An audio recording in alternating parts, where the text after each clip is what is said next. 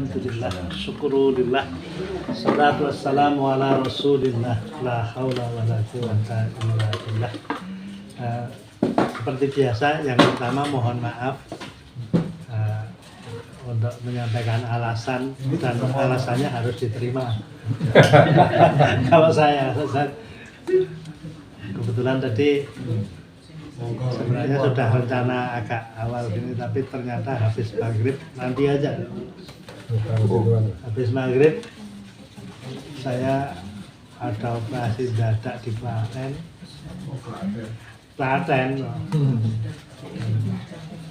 baru jam 8 kurang sedikit selesai. Nah, terus kabur sih, boleh pulang. Baik, kebetulan ada beberapa hal yang ingin saya sampaikan. Pertama, ada pertanyaan berkaitan situasi akhir-akhir ini, ya. Yang pertama berkaitan video, ya biasa dulu sebenarnya pernah saya sampaikan, ya, mubahalah modelnya Gus Nur. Ya, Gus Nur kan selalu gitu, sejak dulu gitu bikin mubahalah dengan cara seperti itu gitu. Nah, di dalam Al-Quran itu ayat tentang mubahalah, cerita tentang mubahalah itu ada. Konon ceritanya waktu itu Nabi mendapat kunjungan dari tokoh-tokoh ustadz-ustadz dari agama Nasrani, dari Umawi, yang bukan Romawi, jadi dari pokoknya wilayah Eropa lah yang datang ke situ. Dulu kekuatan utama itu kan Islam, Nasrani, kemudian Yahudi itu nggak kepetung, bukan kekuatan yang besar gitu. Nah, Nasrani dari Eropa itu utusannya datang ke Nabi Muhammad untuk berdiskusi, bertukar pendapat, berdebat tentang agama. Nah, sesudah berdebat itu intinya itu ya masing-masing kan punya pendapat sendiri. Nah, kemudian disampaikanlah apa yang disebut mubahalah. Jadi Nabi mengajak, kalau gitu kita serahkan kepada Allah tentang sapa sing bener gitu. Ya. Dan tata caranya kalau di dalam di dalam kitab-kitab fikih itu mubahalah itu doa, karena doanya ini berkaitan sak anak bojoku, anak cicitku kayak yang dilakukan Gus Nur itu. Jadi diajak itu disertakan, karena konsekuensi dari mubahalah ini akan mengenai kepada seluruh keluarga, bahkan sampai keturunan gitu. Ya. Jadi Nabi sudah mengajak itu anak-anaknya, cucunya untuk melakukan mubahalah itu. Tetapi utusan-utusan Nasrani itu kemudian di asrama mereka diskusi. Jadi ya apa awake dhewe arep wani tenan ta melakukan itu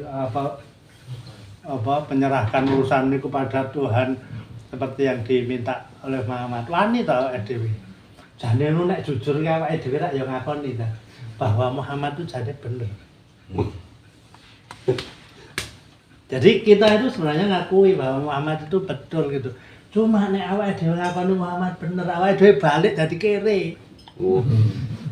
Karena apa? Iya. Sekarang kita kan semua fasilitas dan sebagainya ditanggung oleh gereja, oleh pemerintah, oleh macam-macam gitu. Ya gawe oleh rezim lah. Ya. Nek awake dhewe balik dan kita membetulkan si Muhammad, kere awake dhewe. Ilang kabeh. Ning nek awake maju mubahalah depan-depan karo Muhammad. Hancur awake dhewe. Ana sing wani ta awake dhewe. Semua itu anggota utusan itu semuanya nggak ada yang berani gitu. Sehingga akhirnya pendek kata, akhirnya mereka tidak jadi melakukan mubahalah itu. Mereka pulang ke negerinya dengan tetap mengatakan bahwa Muhammad itu adalah seorang yang salah, walaupun mereka mengatakan kepada teman-temannya sendiri bahwa jane awake dhewe iki kleru, sing bener iki ya Muhammad. Ning nek awake dhewe bener ki Muhammad, kele. Jadi pertimbangan itu yang membuat mereka akhirnya. Jadi mubahalah antara Nabi Muhammad dengan tokoh-tokoh Nasrani itu tidak terjadi.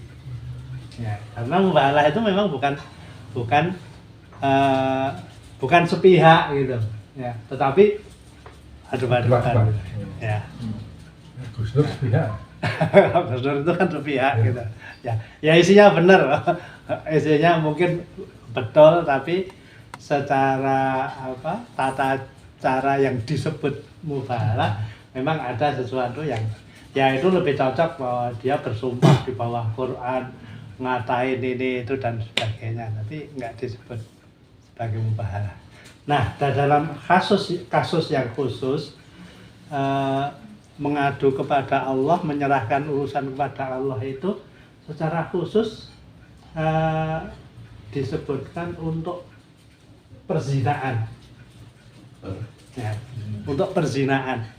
Jadi ketika seorang suami menuduh istrinya berzina, itu kalau tata caranya mestinya dia menghadirkan saksi, 2 orang saksi gitu. Ya.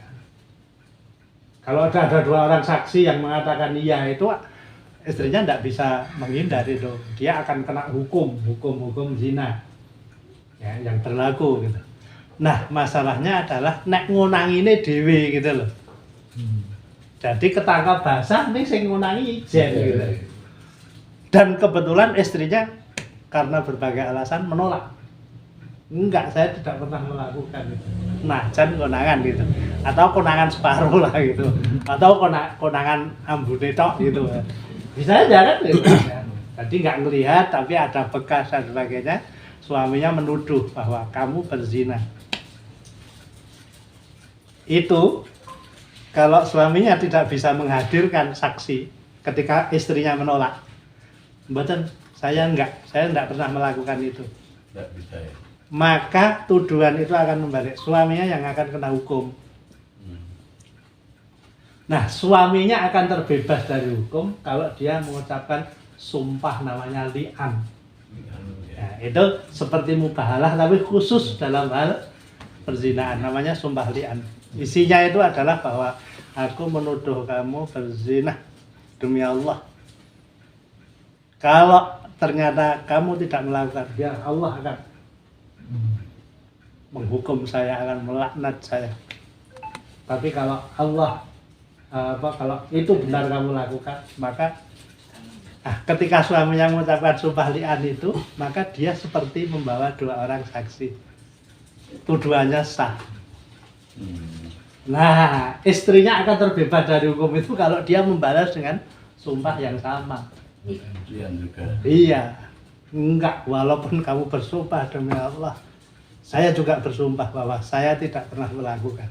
Kalau aku betul melakukan, biarlah Allah menghukum saya dengan seberat-beratnya. Tetapi sebaliknya kalau tidak, maka nah, ketika dua-duanya mengucapkan sumpah itu, maka hukum di dunianya hilang. Jadi hukum zina yang berlaku di dunia hilang, dilepaskan itu sudah diserahkan kepada Allah. Jadi sing wedok dianggap ra berzina, sing lanang dianggap ora menuduh yang zina. Otomatis itu cerai gitu. Iya, kalau sudah seperti itu talak, ikutannya adalah talak 3. Jadi tidak ada parlian-lianan kok terus mawuh. Parlian-lianan itu ya wis gitu, ora parlian kok rukun nih gitu. Ada di presiden. Itu namanya bukan lian, lain. Itu berkaitan mubahalah dan secara khusus tentang sumpah pocong itu sebenarnya itu varian dari akal-akal wong Jawa mubahalah terus tadi sumpah pocong. Nah, tapi itu tidak ada tuntunannya. Jangan lupa untuk subscribe, like dan share. Satu Arah Jogja. Terima kasih.